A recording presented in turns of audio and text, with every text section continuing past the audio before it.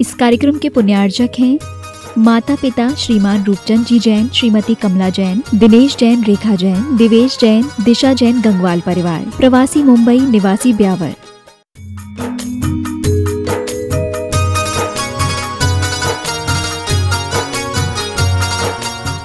आदिम तीर्थंकर प्रभु आदिनाथ मुनिनाथ, आदि व्याधि अघमघ मिटे तुम पद में मम मात। चरण शरण है आपके तारण तरण जिहाज, भवदधि तट तक ले चलो करुणा कर जिन्हें राज। बोलिए 52 गजा के बड़े बाबा आदिम तीर्थंकर आदिनाथ भगवान की, परम उपकारी संत शिरोमणि आचार्य गुरुवर विद्यासागर जी महामुनिराज की, परम पूज्य मुनि श्री 108 दुर्लभ सागर जी महाराज की, 48 दिवसीय भट्टामर महामंडल विधान की। 7 महीने बामोरा वालों ने बहुत वात्सल्य दिया, और वात्सल्य ही नहीं, वहाँ के बड़े बाबा नैनों में हमेशा झूलते रहते हैं, झूलते रहते हैं, झूलते रहते हैं।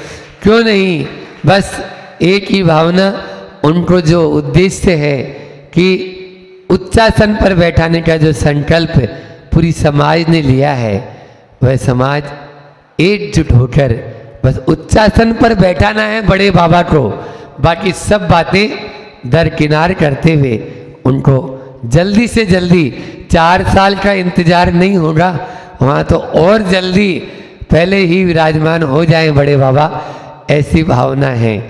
तो ऐसे बड़े बाबा से हम लोग चले, फिर बीच में कुंडलपुर के बड़े बाबा मिले और उनका महामहोत्सव आप लोगों ने, और उन बड़े बाबा से इन बड़े बाबा तक यहाँ तक आ गए।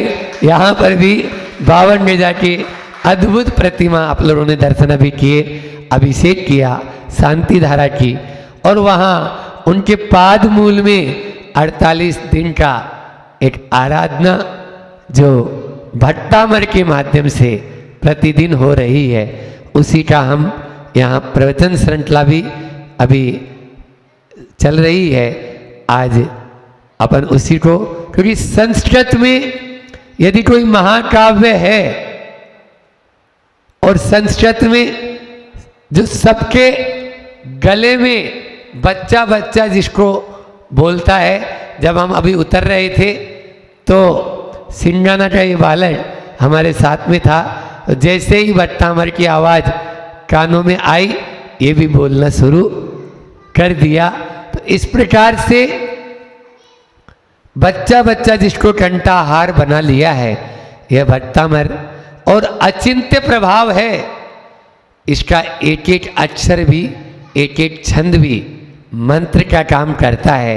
आप लोगों ने देखा होगा कि वह 45वां काव्य जो कोई भी तरह की बीमारी हो जाए, बस उद्भूत भीषण जलोदर भार भूरना आप लोग बोलना शुरू कर देते हैं। तो जब एक एक काव्य इसका इतना महत्वपूर्ण है और इतना प्रभावकारी है, मैंने बोला था कि एक वो रोग उतर जाता है।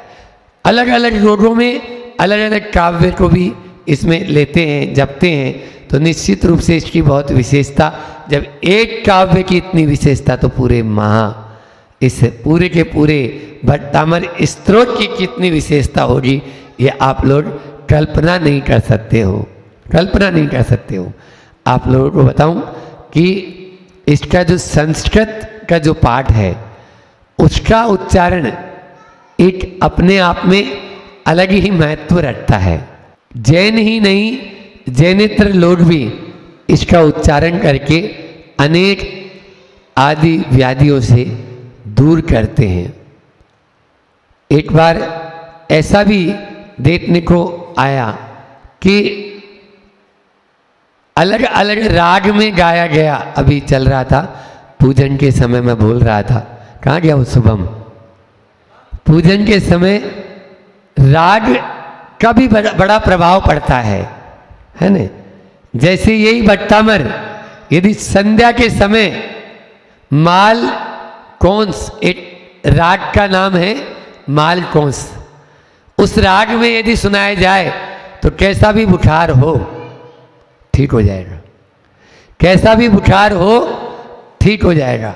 इसी प्रकार से रात्रि में अर्धरात्रि के आसपास जिनको हार्ट की बीमारी है, मालती राग, ये राग का नाम है मालती, तो उस राग में गाया जाए या सुनाया जाए, ये मिलता है सब। आजकल तो कंप्यूटर का ज़माना है, यूट्यूब पे ये सब उपलब्ध हैं, मालती राग में, मालकोस राग में, है न, और अन्य बसंत तिल का छंद है तो उस राग में।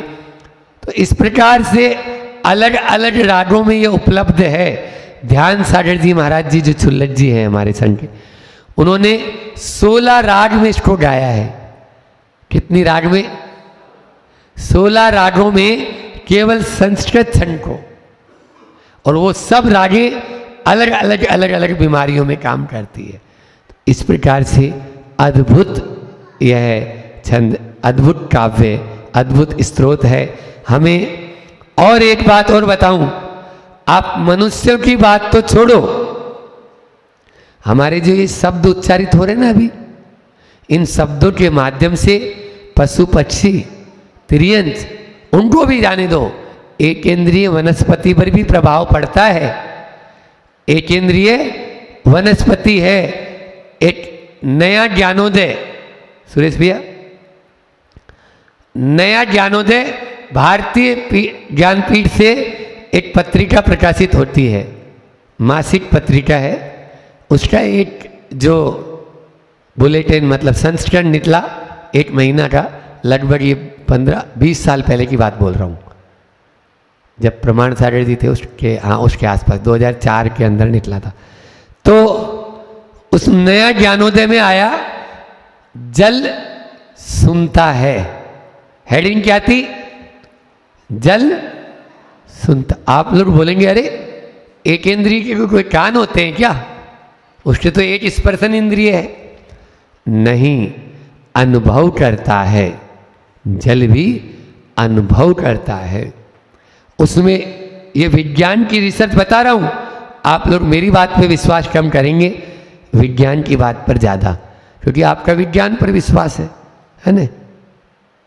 तो विज्ञान ने 3 कांच के गिलास में पानी लिया और सामने रख दिया, जैसे ये आपके यहाँ कलश रखे हैं, ऐसे 3 गिलास में पानी रख के एक के सामने लिखा जल तुम बहुत अच्छे हो, प्राणदायी हो, जल ही जीवन है। दूसरे के सामने लिख दिया जल तुम बहुत विनाशक हो, तुम प्राण ले लेते हो, बाढ़ आदि के माध्यम से प्राण घातक हो, यदि डूबने वाला हो तो एक गुटक उसके लिए प्राण संकट लेने वाली हो जाती, प्राण लेवा हो जाती है। तो वह प्राण लेवा लिख दिया, एक पे लिख दिया प्राण दायी हो, और तीसरे पे सामान्य से जैसा होता है वैसे सामान्य छोड़ दिया।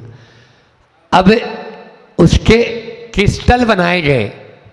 जब क्रिस्टल के रूप में जल को रूपांतरित किया गया तो जिस पे लिखा था तुम प्राणदायी हो, प्राण देने वाले हो, लोग प्यासे की प्यास बुझाते हो, तो उसमें हंसता हुआ चेहरा नजर आ रहा है।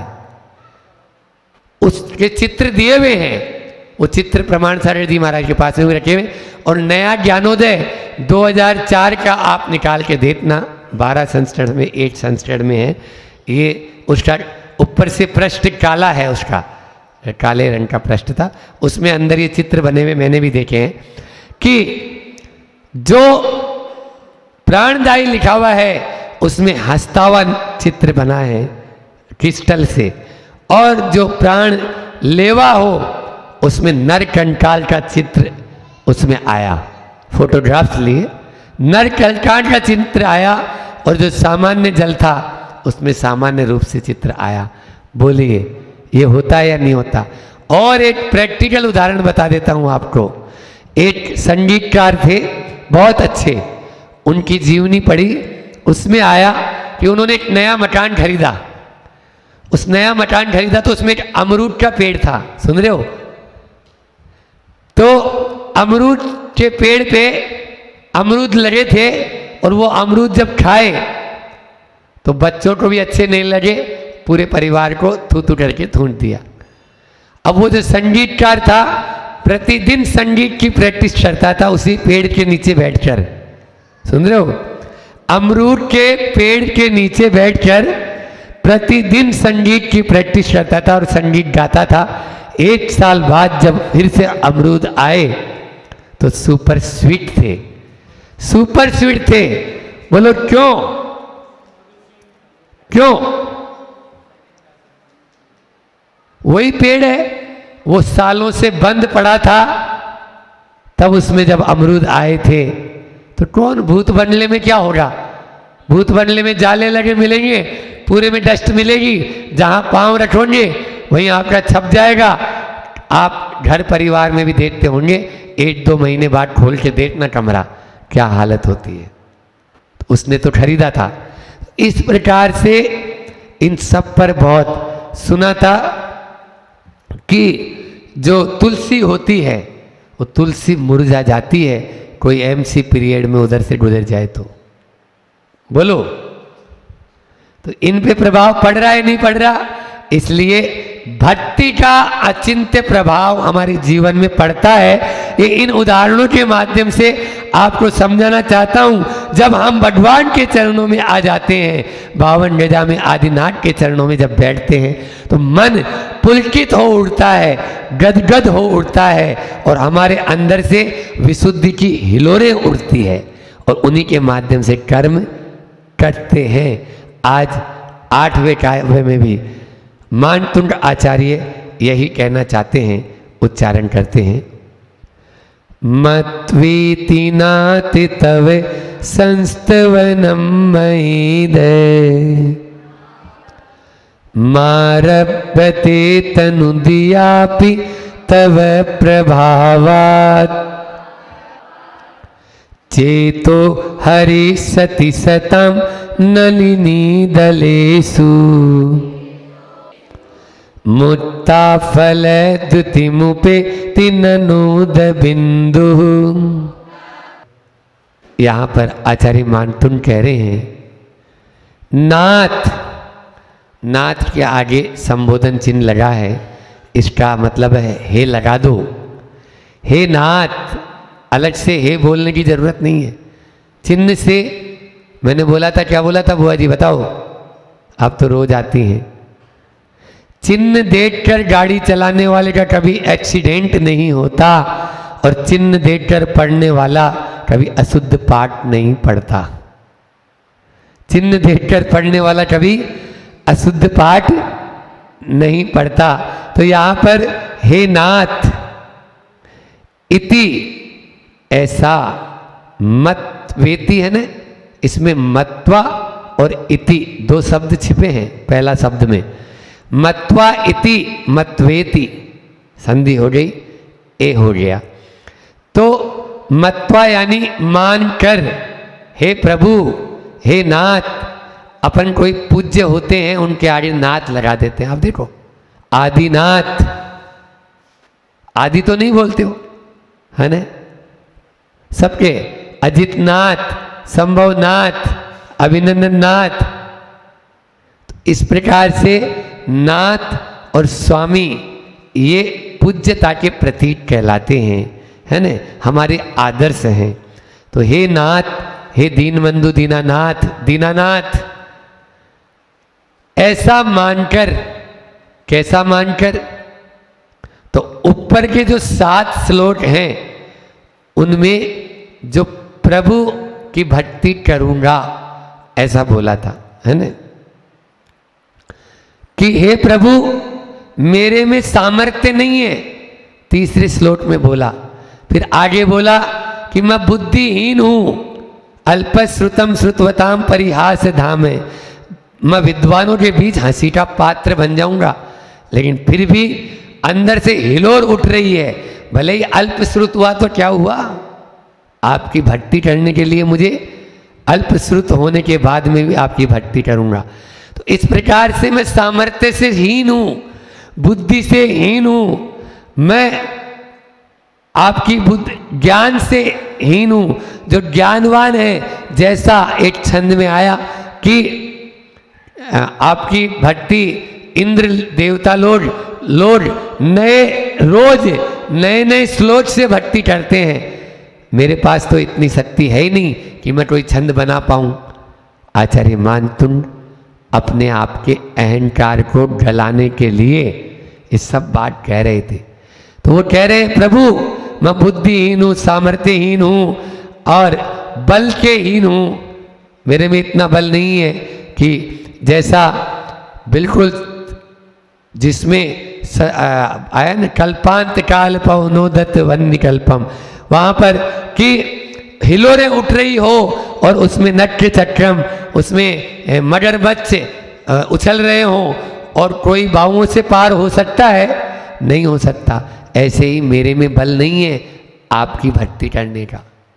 जैसे उस समुद्र को पार करना कठिन है जिसमें ऊपर आसमान तक की हिलोरें उठ रही हों और मगरमच्छ, उसमें बड़े बड़े मगरमच्छ हों, तो कोई बाहुओं से पार नहीं कर सकता।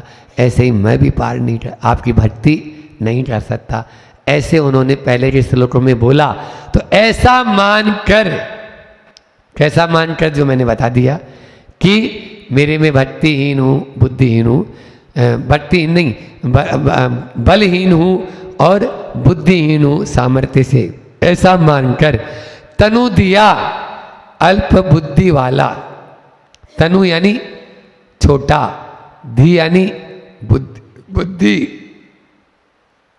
अल्प बुद्धि वाला मानकर मया मेरे द्वारा अपि भी इदम यह तव संस्तुवन तुम्हारा स्तुवन आरभ्यते प्रारंभ किया जाता है। मतलब अभी 7 या इस 8वें छंद तक तो अभी प्रारंभ नहीं किया। खुद आचार्य मानतुंड बोल रहे हैं आरभ्यते, अब मैं प्रारंभ कर रहा हूं। वहां पर बोला था प्रारंभ करूंगा, मैं भक्ति करूंगा, और यहां पर कर रहा हूं।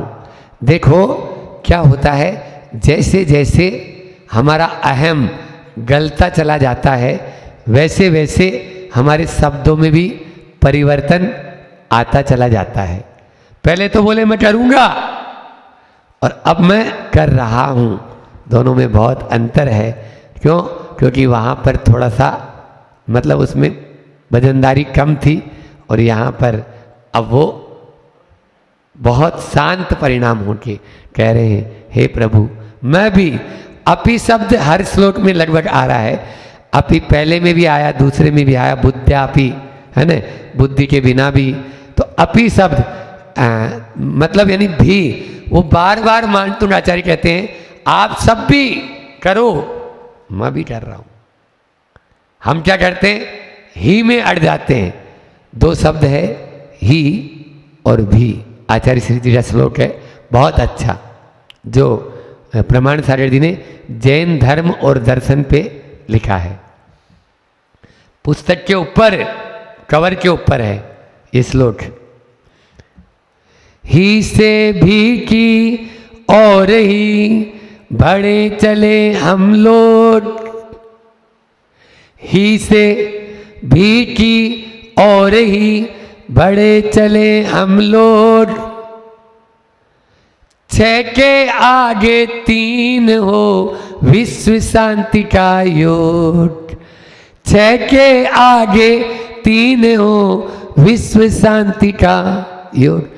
6 के आगे 3 होते हैं तो 63 बनते हैं, एक दूसरे को गले लगाते हैं, और 3 के आगे 6 होते हैं तो 36 होता है। 36 का आंकड़ा एक दूसरे को पीठ दिखाता है, और मैं बड़ा मैं बड़ा मैं बड़ा, हाउ दोनों लड़ते रहते हैं वो।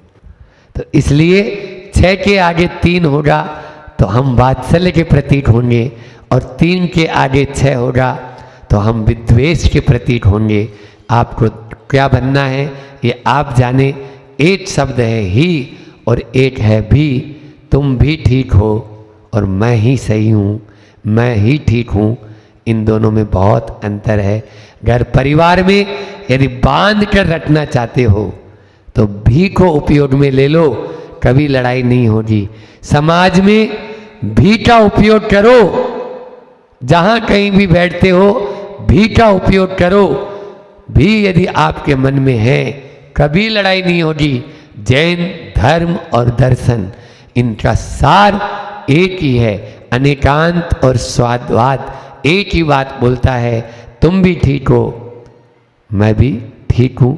एक एंगल से देख रहे हो तो तुम भी सही हो, एक एंगल से। तो अपी शब्द यहाँ पर यही कह रहा है कि मेरे द्वारा भी यह तुम्हारा संस्तवन प्रारंभ किया जाता है। फिर से देखो इन 2 लाइनों का अर्थ, अभी 4 लाइन नहीं हुई, अभी 2 ही लाइन हुई है।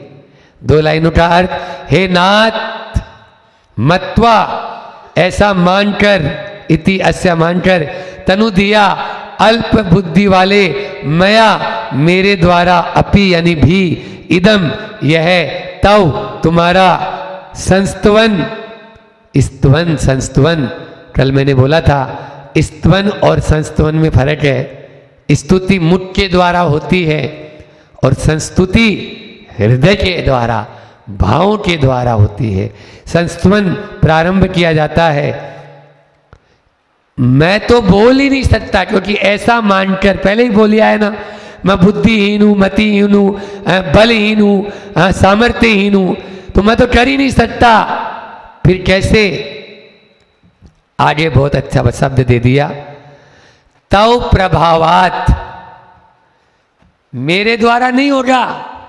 तव यानी तुम्हारे, प्रभावात यानी प्रभाव से। ये जो कुछ भी होगा ये तुम्हारे प्रभाव से होगा, मेरे प्रभाव से होने वाला नहीं है। करते हैं मेरे भगवन, करते हैं मेरे गुरुवर, मेरा नाम हो रहा है। गुरुदेव आपकी कृपा से सब काम हो रहा है। आपको भी दिखता है कि मैं कर रहा हूं। ये चातुर्मास इतना अच्छा यहाँ पर संपन्न हो रहा है, 48 दिन का विधान हो रहा है। कौन कर रहा है? वो आदिनाथ बाबा कर रहे हैं। हम इतनी दूर से 650 किलोमीटर अल्प समय में चल के आ गए। कौन ने चलाया? इन पाँवों में। इन पाँवों में तो 2 कदम चलने की शक्ति नहीं है। सुन लेना, एक संस्मरण मैंने सुनाया था बामोरा में, फिर से ताजा कर लो उसको, कि अमरकंटक में आचार्य श्री जी को हर्पिस हो गया। पेंड्रा रोड स्टेशन का नाम है, पेंड्रा रोड, और पाँव में भयंकर पीड़ा। लेकिन चातुर्मास में 2 दिन शेष पेंड्रा रोड से चले और पहुंच गए चतुर्दशी को अमरकंटक के पहाड़ के ऊपर। और आचार्य श्री जी ने पहली लाइन बोली प्रवचन की, इन पांवों ने पहाड़ नहीं चढ़ा, इन पांवों ने पहाड़ नहीं चढ़ा, पहाड़ तो इरादों ने चढ़ाया है। पहाड़ तो इरादों ने चढ़ाया है। पांव, ये चूलगिरी का पहाड़ अभी 2-3-4 दिन पहले ही मैंने देखा, जवान जवान लोग पस्त होकर, क्योंकि शुरू में ही खड़ी चढ़ाई है, फिर आगे नहीं है। हाँ, तो बस अरे हम तो जा रहे हैं वापस, लौट के आ गए। बोलो, मैंने उनको हौसला भी बढ़ाया, लेकिन नहीं, हम यहीं बैठते, महाराज जी आप घर के आओ। ये स्थिति है। तो मैंने ये सही बात है कि पाँव से पहाड़ नहीं चढ़ा जाता, पहाड़ तो इरादों से चढ़े जाते हैं। ये सुरेश जी बैठे हुए हैं, पाँव का, घुटनों का ऑपरेशन कराने के बाद में भी अभी प्रातःकाल वंदना करके नीचे आके उतर के आपके सामने है। इरादे यदि बुलंद हैं तो मंजिल बहुत आसान है। तो आरभ्य थे, आपके प्रभाव से ही मैं प्रारंभ कर रहा हूं। सताम सताम का मतलब होता है सज्जनों के चित्त को हरिष्यति, हरने वाली है। हे भगवान, आपका यह स्तवन तव संस्तवन सताम हरिष्यति, आपका स्तवन सज्जनों के चित्त को हरने वाली है।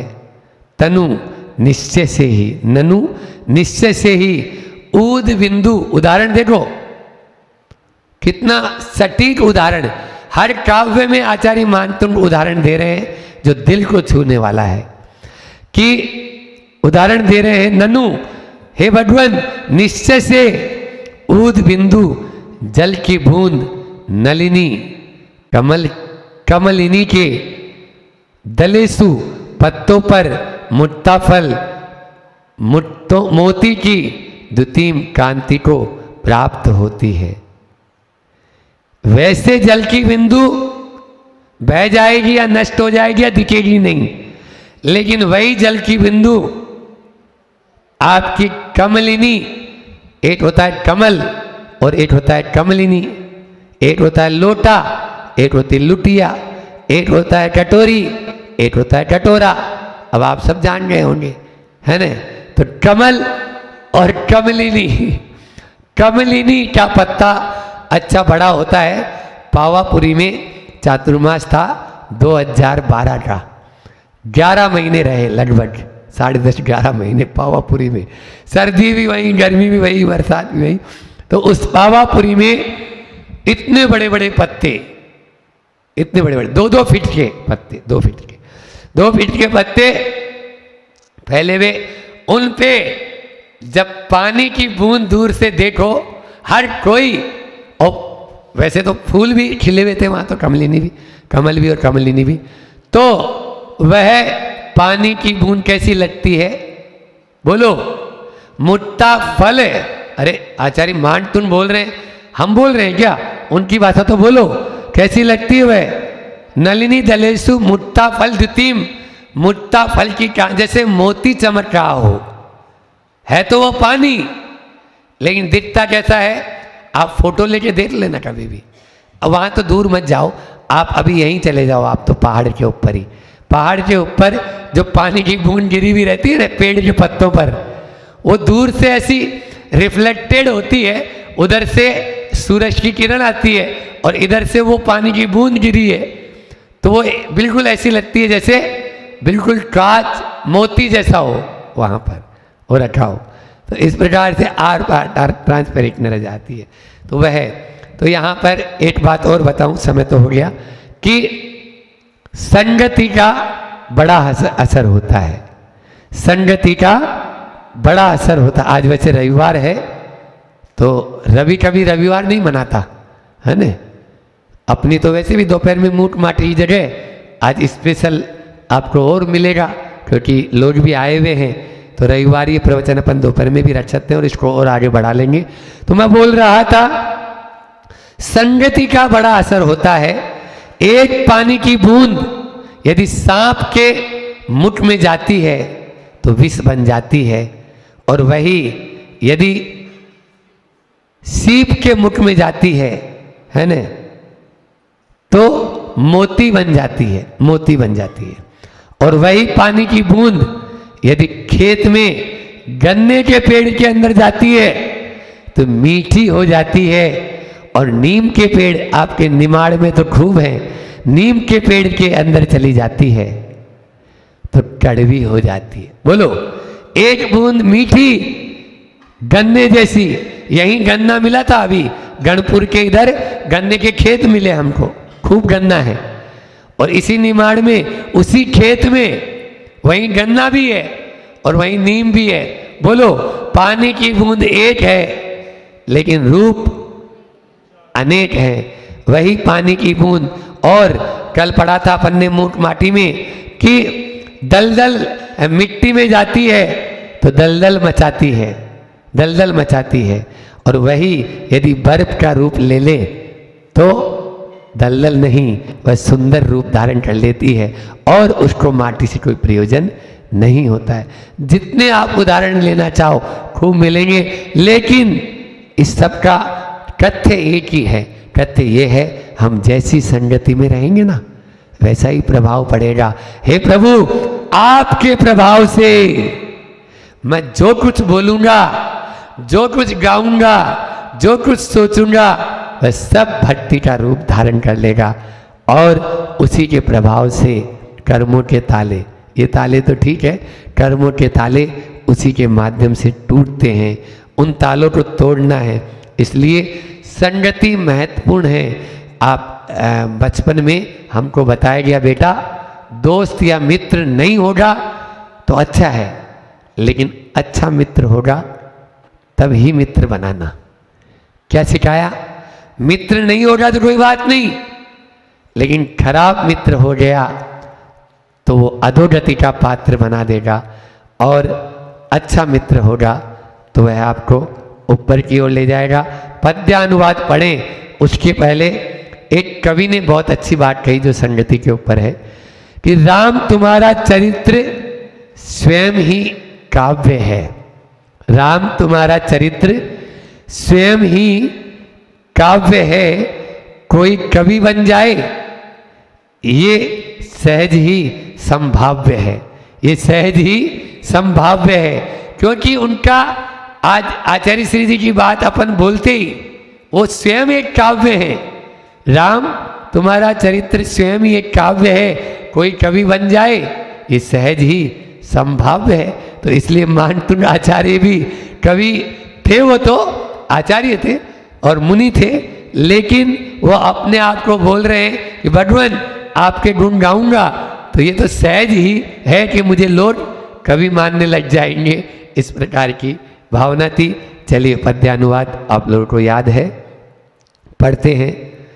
मैं मतिहीन दीन प्रभु तेरी शुरू करूं स्तुति, अगहान प्रभु प्रभाव ही चित्त हरेगा, संतों का निश्चय से मान, जैसे कमल पत्र पर जलकण मोती जैसे आभावान, दिखते हैं फिर छिपते हैं असली मोती में, असली मोती में हे भगवान।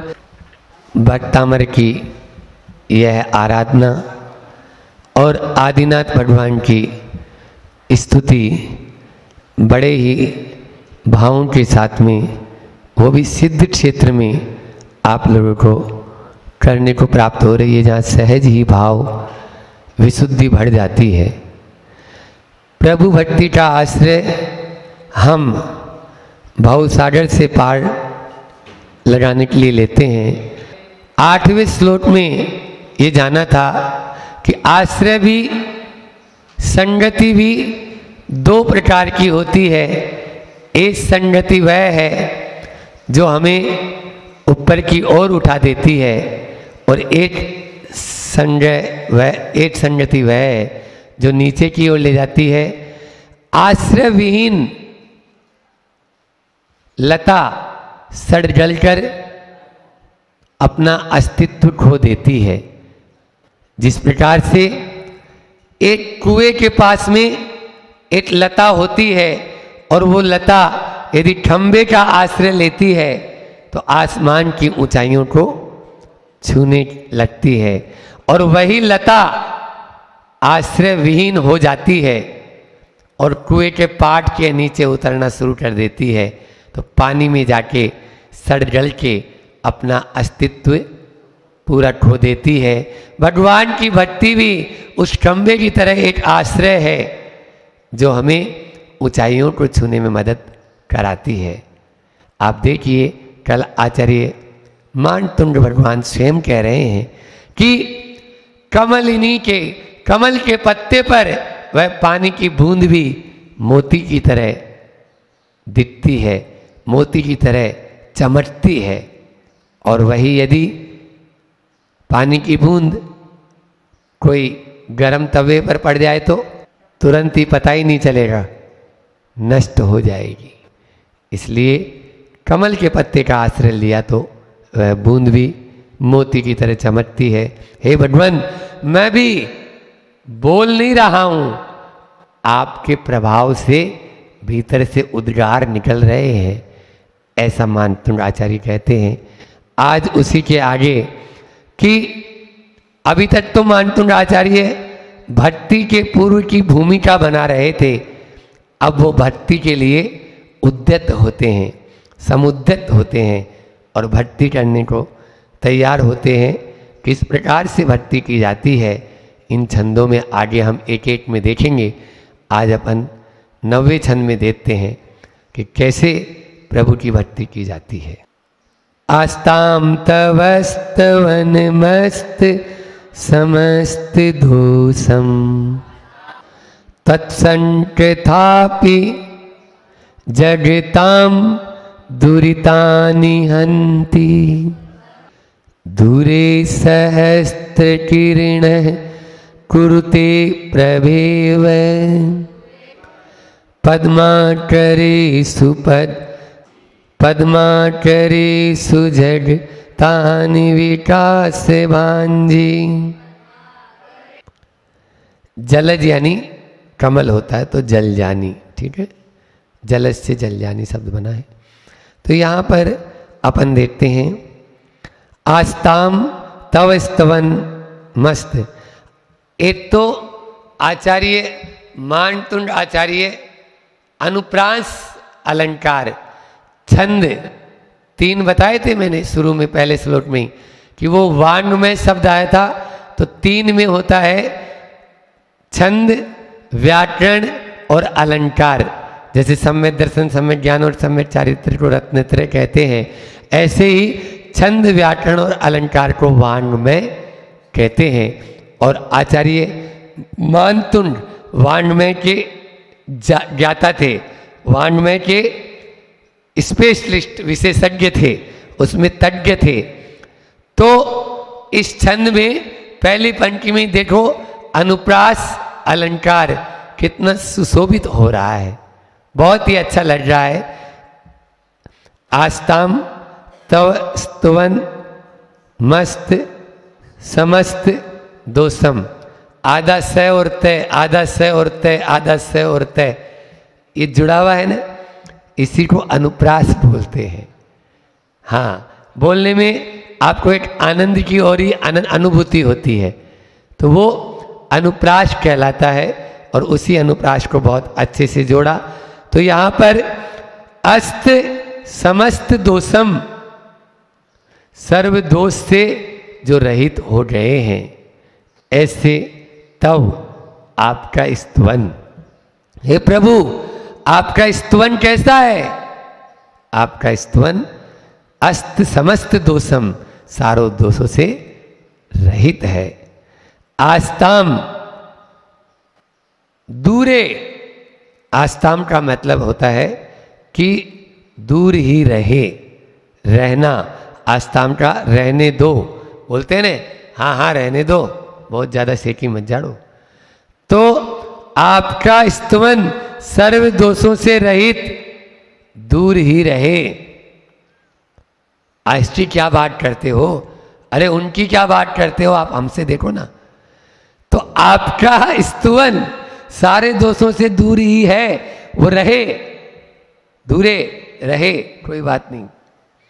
लेकिन त्वत आपकी सन कथा, अच्छी कथा, कथा में भी सम उपसर्ग लगा है, सम उपसर्ग लगा ने, तो कथा में भी तो अच्छी कथा, उपसर्ग लगने से धातुओं का अर्थ बदल जाता है। तो यहाँ पर कथा तो है, लेकिन कैसी कथा? सुष्टु अच्छी कथा। आपका स्तवन तो दूर है भगवान, आपकी उत्तम कथा भी, अपि भी जड़ताम, जगत के प्राणियों को, दुरितानी, दुरित का मतलब होता है पाप, दुरित यानी पाप, दुरितानी यानी पापों को, हरंती हरने वाली है, हरंती हरने वाली। फिर से देखें 2 लाइन का अर्थ, हे भगवान तव आपका संस्तवन, स्तवन आपका अस्त समस्त दोषम, जिसमें सारे दोष रहित हो चुका है वह स्तवन आपका दूर ही रहे, रहने दो। आपकी त्वत्, आपकी संकथा, अच्छी उत्तम कथा ही भी आपकी जट्टाम दुरितानि हरंती, जगत के पापों को, जगत के कष्टों को दूर करने वाली है, हरने वाली है। कैसे? जैसे, कैसे? जैसे उदाहरण दे रहे हैं। उदाहरण क्या दे रहे हैं? सहस्त्र किरण कुरुते प्रभा इव दूरे। सहस्त्र किरण का मतलब होता है सूर्य, जिसकी हजारों किरण हो। कौन है? बोलो अम्मा। सूर्य। तो सूर्य दूर ही रहे, उसकी प्रभा, उसकी छोटी सी किरण की जो बिल्कुल प्रभा होती है ना, चमक। एव ही, एव यानी ही पद्मा करेसु। पद्मा करेसु का मतलब होता है, पद्म का मतलब होता है कमल, और जहां कमल खिले उसको क्या बोलते हैं? सरोवर। तो पद्मा करेसु का मतलब सरोवरों में, एक सरोवर नहीं, सरोवरों में। जलज यानी कमल, तो जलजानी कमलों को विकास भांजी विकसित करने में, विकास भांजी यानी विकसित कर देती है, कुरुते कर देती है। दोबारा से देख ले। हे भगवान, जैसे सूरज की किरण तो वहां रहती है ऊपर, लेकिन यहां पर उसका उजाला भी, हल्का सा प्रकाश भी कमल को खिलाने में, विकसित करने में अपना योगदान देती है, वह खिलाने में सक्षम होती है। सूरज को यहाँ उतारने की जरूरत नहीं है। कमल को खिलाने के लिए सूरज यहाँ पृथ्वी पर आ जाए तो कमल क्या खिलेगा? सब जल जाएंगे, भस्म हो जाएंगे। समझ में आ रहा है? इस प्रकार से हे भगवान, जिस प्रकार से सूरज की किरण दूर रहे, उसकी छोटी सी किरण की आभा भी कमल को खिलाने में सक्षम है, उसी प्रकार से आपकी भक्ति तो दूर ही रहे, आपकी भक्ति तो दूर ही रहे। आपकी कथा भी, आपकी कथा भी पापों को हरने वाली है, कष्टों को हरने वाली है। दो चीजें आई यहाँ पर, दो चीजें बहुत सारी आ गई। एक तो है आपका स्तवन और आपकी कथा, दो चीजें ना। आपका स्तवन तो दूर ही रहे, आपकी कथा ही बेड़ा पार करने वाली है। मानतुंड आचार्य कहते हैं स्तवन और कथा में क्या अंतर है? देखो, स्तवन जो है ना, उसमें आपको बुद्धि लगानी पड़ेगी, छंद बनाने पड़ेंगे, है ना, व्याकरण का ज्ञान होना पड़ेगा आपके लिए बहुत सारा। तो आपका स्तवन बनाने के लिए आपको सब कुछ करना, पुरुषार्थ करने पड़ेगा। हे भगवान, आपका स्तवन तो दूर ही रहे। ये तो स्तवन है, ये क्या है? स्तुति है।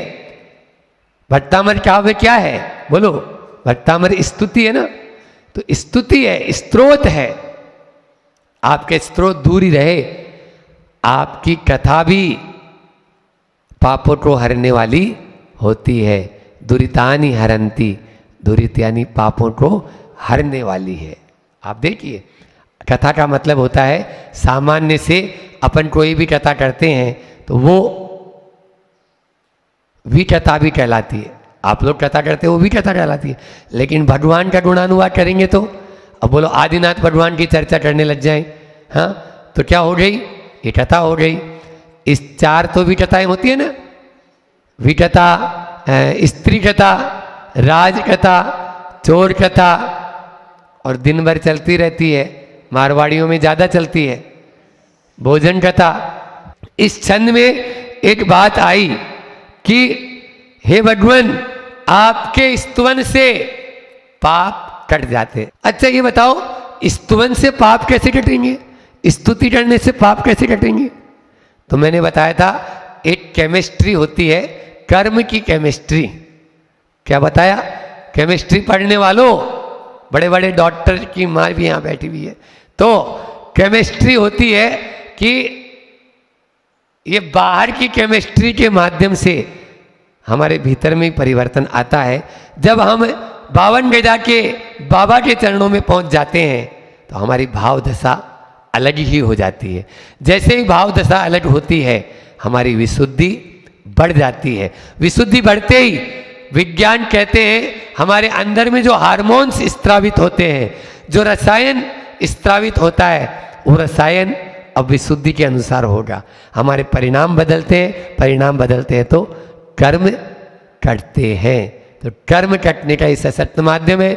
धवला पुस्तक 6, उसका उदाहरण मैंने दिया था कि अरिहंत भगवान का जिन बिंब के दर्शन से, जिन बिंब के पूजन से, जिन बिंब के आपके वंदन से, जिन बिंब के कथा कहने से सम्यक दर्शन की प्राप्ति होती है। एक शांतिनाथ पुराण की कथा याद आ रही है मुझे कि शांतिनाथ भगवान के पूर्व भाव में क्या हुआ कि अनंत वीर्य नाम के राजा थे, वो नरक गए और उन्हीं के एक भाई थे अपराजित, वो स्वर्ग में 16वें स्वर्ग गए।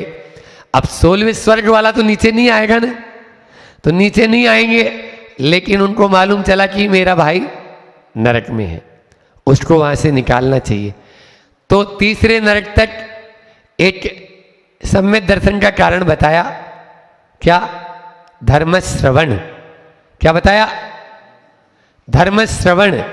तो धर्म श्रवण कराने के लिए वहां पर जैसे असुर बिड़ा में दुष्ट प्रचंड नरक में होती है गुत्तम गुत्था वहां पर, और नहीं होती है तो वो बिड़ाते कौन? असुर जाति के देव। ऐसे ही अच्छे देव भी होते हैं, ऐसे ही अच्छे देव भी होते हैं, और वो जाते हैं और वो वहां पर जैसे सीता का जीव कहते हैं कि गया, और वहां हालांकि जाना 16वें इंद्र से वो भी नहीं जा सकता, लेकिन नीचे के यदि उत्पत्ति 12वें स्वर्ग या उसमें नीचे मानेंगे तो वो जाते हैं। तो ये टेक्निकल थोड़ी सी आ रही है बात, लेकिन समझो कि कथा में कैसा आया कि वो जीव खुद नहीं आया अपराजित भाई भैया, उसने दूसरे को बोला भैया तुम जा रहे हो? हाउ, तो तुम हमारे भैया वहां पर हैं नरक में, उनको संबोधन देना। उसने संबोधन दिया, उस जीव ने संबोधन दिया, पहले नरक में था अनंत वीर्य का जीव, और उस जीव को संबोधन दिया, उसका हृदय प्रवेशन हुआ, उसको सम्यक दर्शन की प्राप्ति का दी, और सम्यक दर्शन की प्राप्ति होके वही जीव शांतिनाथ का प्रथम गणधर बना। शांतिनाथ भगवान का प्रथम गणधर बना, और जिसने संबोधन दिया था वो शांतिनाथ बने। जो वहां संबोधन देने गया था ना वो शांतिनाथ बने। और ये अनंत इनके भाव भाव की कहानी होती है बहुत सारी, तो ये आप लोग पुराण पढ़ेंगे, संत कथा, आपकी कथा ही कर्मों को काटने वाली है, इसलिए दिन भर उनकी कथाओं को पढ़ो। इतने पुराण हैं, उसमें इतना आनंद आता है। तो इस कथा के माध्यम से हम अपने भाव भाव में जो दुष्कर्म किए हैं, जो पाप किए हैं, दुरितानी हरंती, उनको दूर कर सकते हैं। और एक और आया सिद्धांत ग्रंथों में, धवला पुस्तक 10 में भी मैंने बताया था कि आपका नामस्मरण अरहंत नमोत्कारो तत्काल बंधने वाले पाप से असंख्यात गुणी निर्जरा कराता है। इसीलिए तो आर्त रौद्र ध्यान को छोड़ो और धर्म ध्यान को अपनाओ। आप देखिए धर्म ध्यान श्रेणी में भी है, और श्रेणी में भी जो जीव है वो धर्म ध्यान कर रहे हैं या नहीं कर रहे? बोलो, श्रेणी में जीव धर्म ध्यान का, धर्म ध्यान के माध्यम से ही वहां पर आया भगवान का सहस्त्र नाम। 1008 नाम होते हैं ना आपके यहाँ। पूर्णिमा को हम जो करवाते हैं पूर्णिमा के दिन, सहस्त्र नाम की शांति धारा, बोलो, प्रतिदिन सहस्त्र नाम पढ़ने से अनेक अनेक कर्म करते हैं। ये सहस्त्र नाम के द्वारा जन्म जन्म में किए गए पाप दूर हो जाते हैं।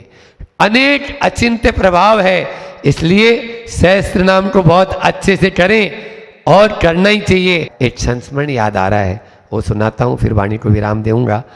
आचार्य श्री जी का मड़िया जी में विराजमान थे। आचार्य श्री जी मड़िया जी में विराजमान थे और सामने ही मेडिकल है, बहुत बड़ा अनुसंधान केंद्र है, कॉलेज है, चिकित्सा का केंद्र है। एक बुजुर्ग व्यक्ति जो है वहाँ मेडिकल में भर्ती थे और जब देखा डॉक्टरों ने अंतिम समय है, अब ले जाओ घर पे, अब हम कुछ भी नहीं कर सकते हैं, या फिर प्रभु का नाम बोले। उन लोगों ने सोचा आचार्य श्री जी सामने ही विराजमान है, चलो यहाँ से उठाओ और वहाँ लेके चलते हैं। वो लेके आए एम्बुलेंस में। आचार्य श्री जी आए बाहर में और आचार्य श्री जी ने बोला, संबोधन दिया, भगवान का नाम बोलो, नमोकार बोलो। उनको सुन रहे हो नहीं सुन रहे हो आप लोग? हाओ तो बोलो। हाँ, आचार्य श्री पूछते हैं हाओ तो बोलो, तो हाओ बुंदेलखंड में हाओ बोलते हैं, हम बीच बीच में इसलिए पूछते हैं कि आप सुन रहे हो। तो आचार्य श्री जी ने क्या बोला? नमोकार बोलो। वो तेज आवाज में कड़कते हुए बोलते हैं, बोला नहीं जाता। क्या बोला उन्होंने? कितनी तेज बोला? इससे भी तेज बोला। वो चीज बोल पा रहा है, नमोकार नहीं बोल पा रहा है। नोट करो, अभी नेमावर की घटना, मैं बाजू में खड़ा हूं, आचार्य श्री जी का बहुत वात्सल्य। पंडित जी, आचार्य श्री जी 45 मिनट बोलते, एक बार नमोकार सुना दो, एक बार, बस एक बार सुना दो। और बातें पूरी रात भर बोल लेंगे, बड़बड़ाएंगे, मुझसे उच्चारित करेंगे, लेकिन नमोकार मंत्र नहीं बोल पाएंगे। बोलो, ये होता है। इसलिए अपन को ये बहुत कठिन है नमोकार बोलना। इसको बोलेंगे तभी हमारी कल्याण होगा, हमारी आत्मा कल्याण होगा। एक बार ऐसा हुआ, देखो अंतिम समय में मति भी ऐसी हो जाती है गड़बड़, क्योंकि जिंदगी भर जिसने पाप कमाया, या जिंदगी भर जो 84 के गोरख धंधे में डला रहा, मैं तो बड़वानी वालों को बड़ भाग्य मानता हूँ।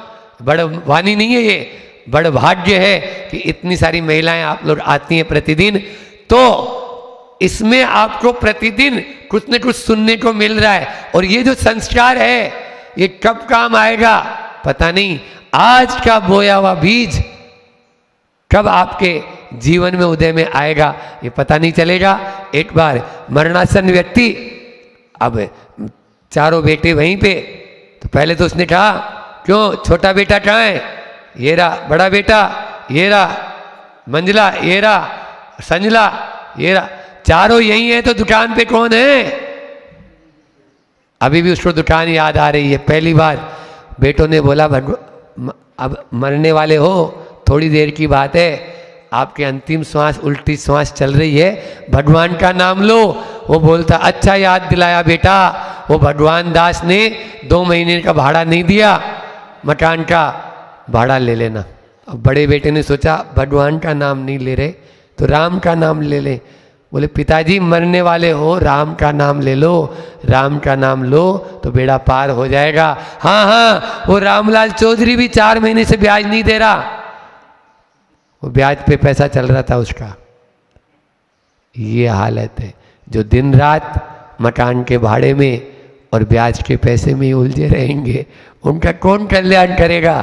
संतान सागर नहीं कहीं आ जाएंगे तो भी नहीं कर पाएंगे, उनका कोई कल्याण होने वाला नहीं है। राम का नाम निकलना भी बड़ी मुश्किल होती है। एक बार ऐसा हुआ कि एक संत थे, वो परोपकारी संत घोड़े के ऊपर जा रहे थे, किसी राहगीरी ने हाथ दिया। पहले तो घोड़े पे ही यात्रा होती थी, मुझे भी बैठा लो, उसको बैठा लिया। घोड़े पे दोनों चले जा रहे थे, तो उस राहगीरी के मन में लोभ आता है, इतना अच्छा घोड़ा, बढ़िया घोड़ा। बोले बाबा आपके क्या काम का है घोड़ा? आपके क्या काम का? आप ये घोड़ा मुझे दे दो। तो बोले मेरा नहीं, मैं जाता आता हूँ। बोले नहीं नहीं, आप ये घोड़ा मुझे दे सकते हो। तो बाबा थे, बोले तुम्हारा गांव यहाँ से 3 किलोमीटर है, तुम 3 किलोमीटर तक राम राम राम राम राम राम राम राम राम राम राम राम राम बोलेगा तो तुझे ये घोड़ा दे दूंगा। बीच में बंद नहीं होना चाहिए, बंद हुआ घोड़ा कैंसिल, अपना जो दोनों का कॉन्टेक्ट है वो कैंसिल हो जाएगा, संकल्प नहीं रहेगा। उसने बोला कि शर्त अच्छी है, फ्री में मिल रहा है घोड़ा तो राम राम तो बोल ही लूँगा। राम राम राम राम बोलना शुरू कर दिया। अब वो उसके मन में एक कीड़ा काटा, बोले घोड़ा तो देगा, इसकी जो ये लगाम है ये लगाम भी साथ में देगा कि नहीं देगा। राम राम राम राम राम राम लगाम देगा कि नहीं, लगाम देगा कि नहीं, राम राम राम राम राम राम लगाम देगा कि नहीं, लगाम देगा कि नहीं, राम राम। अंदर में चल रहा है लगाम देगा कि नहीं, और बाहर में मुझसे उच्चारण हो रहा है राम राम राम राम। फिर अंदर में वही लगाम देगा कि नहीं। बोले हद हो गई, बैठा तो है ये पास में सामने ही तो, अपने साथ में ही तो, इसी से पूछ लेते हैं कि लगाम देगा कि नहीं। उसने छोड़ा। बोले भाई बाबा तुम लगाम घोड़ा तो देंगे, लगाम देंगे या नहीं। बोले बच्चू अब न घोड़ा मिलेगा और न लगाम। बात क्या हुई थी, शर्त क्या थी, तुम राम राम बोलेगा तब तुम्हें घोड़ा मिलेगा। बोलो 3 किलोमीटर तक 10 मिनट के रास्ते तक राम राम नहीं बोल सकता आदमी, तो कहाँ किधर की बात करते हैं। ये है स्तुति। स्तुति करना सरल नहीं है। हम एक अर्घ चढ़ाते हैं उसमें तो 4 बार भाव इधर उधर भाग जाते हैं, पहाड़ की वंदना के लिए 2 कदम बढ़ाते हैं और इधर उधर चले जाते हैं। ये सब क्यों होता है, इसलिए होता है क्योंकि हम अभी भावों से भरकर स्तुति नहीं कर रहे हैं। स्तुति भाव से भरकर तल्लीनता के साथ में करें, कर्म नाश के लिए करें, वैराग्य को बढ़ाने के लिए करें, तभी हम आगे बढ़ पाएंगे। 3 बातें होती है स्तुति से, भगवान के नाम से पाप कटते हैं, पाप कटते हैं, पाप से बचते हैं और पाप से छूट जाते हैं। पाप से छूट जाते हो, अभी इधर बैठे हो तो पाप से छूट गए। पाप करते हैं, जितनी देर यहाँ हो उतनी देर आपके पाप से बच भी गए और पाप छूट भी गए। और पाप करते कैसे, आपके अंदर में विशुद्धि की हिलोरे आती है, अहो भाव बढ़ता है और अहम भाव घटता है। आचार्य श्री जी सामने हो तब तो कहना ही क्या हमारे परिणामों का, लेकिन उनकी बात भी करते हैं, उनका स्मरण भी करते हैं, उनका चिंतन भी करते हैं, तो निश्चित रूप से पाप हमारे दूर होते हैं। मैंने एक दोहा पहले बोला था कि गुरुदेव सामने हो ना हो मूरत उनकी डोलती है, वो बोलते हैं तो बोलते हैं, तस्वीर भी उनकी बोलती है। वो बोलते हैं तो बोलते हैं, तस्वीर भी उनकी बोलती है। बोले अहिंसा परमो धर्म की। आचार्य गुरुवर विद्यासागर जी महामुनि राज की। इस कार्यक्रम के पुण्यार्जक थे माता पिता श्रीमान रूपचंद जी जैन, श्रीमती कमला जैन, दिनेश जैन, रेखा जैन, दिवेश जैन, दिशा जैन गंगवाल परिवार, प्रवासी मुंबई, निवासी ब्यावर।